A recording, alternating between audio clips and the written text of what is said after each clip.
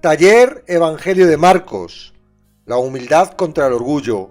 Marcos 9, del 30 al 50. Jesús seguía compartiendo el tiempo con sus discípulos, ocultos de la multitud. Les enseñaba la importancia de que el Hijo del Hombre fuera entregado en manos de hombres y le mataran, y que al tercer día resucitaría. La pregunta que podemos hacerle al texto es: ¿quién entregaría a Jesús en las manos de esos hombres que lo matarían? En términos humanos, los ancianos, los sumos sacerdotes, los escribas y el pueblo, Judas y Pilatos, todos ellos fueron culpables de entregar a Jesús a juicio y muerte. Pero en última instancia, Jesús fue entregado por el determinado consejo y anticipado conocimiento de Dios. No era la primera ocasión en la que Jesús trataba el tema con sus discípulos. En la primera se entristecieron y Pedro lo reconvino, siendo reprendido por el Señor. Los corazones y comprensión de los discípulos seguían sin estar preparados para tal revelación. No podían entender que su Mesías fuera tan débil que pudiera morir. Además, si era Jesús quien resucitaba a los muertos, ¿quién le resucitaría a él si muriese? Eran muchas las dudas y temores, pero decidieron quedarse con ellas antes de preguntar a Jesús. Al llegar a la casa de Pedro y Andrés, lugar donde se quedaban cuando estaban en Capernaum, Jesús les preguntó: ¿qué disputabais entre vosotros en el camino? Por supuesto que Jesús lo sabía, y de nuevo la pregunta era para mostrar a los discípulos la condición de su corazón. Si lo que habían estado discutiendo hubiera sido algo importante y noble, no se habían quedado sin responder. Su silencio era más vergüenza que falta de una respuesta. Jesús aprovechó la oportunidad para enseñarles algo esencial en el reino de los cielos. La humildad es el antídoto del orgullo. Mientras que Jesús indicaba la máxima humildad, entregándose a la muerte para pagar el pecado del mundo, los discípulos discutían quién iba a ser el mayor en el reino estipulado por el Señor. El orgullo arruina la unidad, al destruir relaciones. Las relaciones se basan en amor sacrificial y servicio, en sometimiento desinteresado y en entrega a los demás. El orgullo, al ser centrado en el ego personal, es indiferente a otros.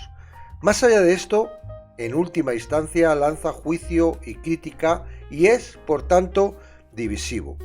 Debido a eso, el orgullo es el destructor más común tanto de relaciones como de congregaciones.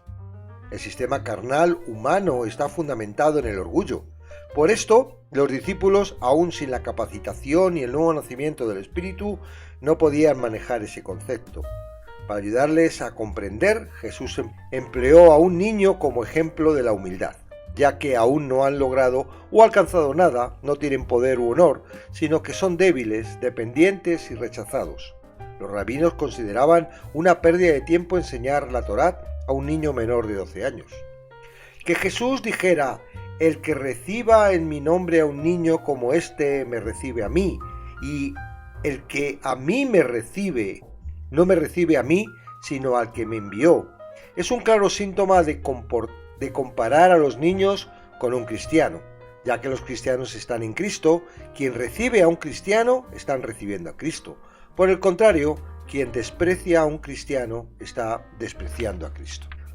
Es probable que en aquel día los discípulos no comprendieran lo que Jesús estaba diciendo, pero quedó registrado en su recuerdo, el cual, cuando recibieron el entendimiento y la capacitación del Espíritu Santo, lo registraron para que nosotros ahora podamos disfrutarlo. Si un creyente es controlado por el orgullo de su corazón, perderá el gozo y la capacidad de amar.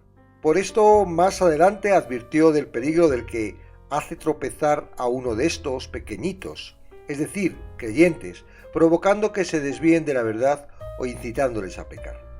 La actitud de Juan, cuando indicó que había reprendido a uno que echaba demonios eficazmente en el nombre de Jesús, fue corregida por Jesús.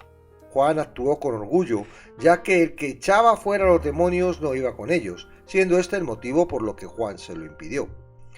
El principio es claro: el que no es contra Cristo y sus seguidores, por ellos es. Y en contraste con las devastadoras consecuencias negativas del orgullo, la observación final del Señor destaca el aspecto positivo de la humildad, la cual Expresa incluso un pequeño acto de bondad como dar un vaso de agua a quien son seguidores de Cristo. Es lo que ocasiona la recompensa verdadera y eterna. Ya hemos hablado de la advertencia del Señor para los que hacen tropezar o caer a aquellos que todavía no están fuertes en la revelación, por eso los llama pequeñitos. Que sea mejor que se corten una mano, un pie o sacarse un ojo, no quiere decir que al hacerlo dejen de tener la naturaleza por la que hacen lo malo. Les daría lo mismo, ya que no dependen de estos miembros la desviación. Es una clara indicación de juicio y advertencia de las consecuencias eternas en el infierno.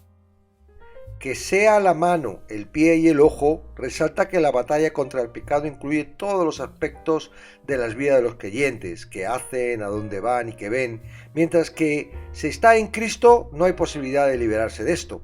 Por ello, el contraste de los que hacen caer a los que están en Cristo, cuando ellos mismos no pertenecen al reino.